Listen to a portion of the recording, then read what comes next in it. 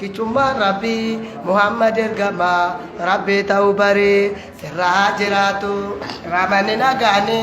amma jiraatani samaa ifarteeni salaata jechuuni jannata akka keessa gosa tokkotti daha jahannam keessa rahmadaana jechuun saamunaa zambiiti bareechaati sooma rabbitti amanaati aakiru minul kariim maa jedhe si gaafatu awwalarraa yaa ruuriyaa kanke naadi keesse naadi keenatti cufte jeemtu sirra Allahu Allah yaa Rabbi hundarra diinii mana baanii nu gargaara dara Rabbi rahmata arrahmaanur rahiim dawaa ummata ati nu qajeelche karaa jannata amiin ayyu waaqayyo yoomuu dullumu injijjiiramu gaafa samaawaatti fadduun diigamu namni hin salaanne islaama jedhamu kaafira ta'uunsa wallahi shakkamu kaafiraaf islaama salata layyare nama salata salate rabbu matayyare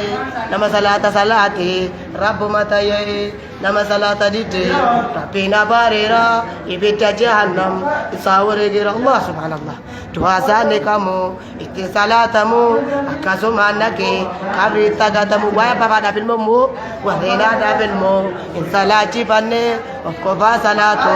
wa isa fayanne of kofa tinkida ittinga fatamu maaliif hin salaachifanne jechuun qixaatamu yoo jarri didani wajjin hin taa'ini Muhammaditti salaatuun hallaman se'ini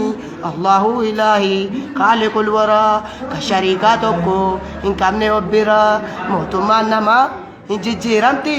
mootummaan rabbi kan zalaalami mootummaan namaa atin taatati min daafitti rabbi kan rabbi moo aalima haafisa ta'e alamu irraan bu'u mootummaan namaa hin jijjiiramti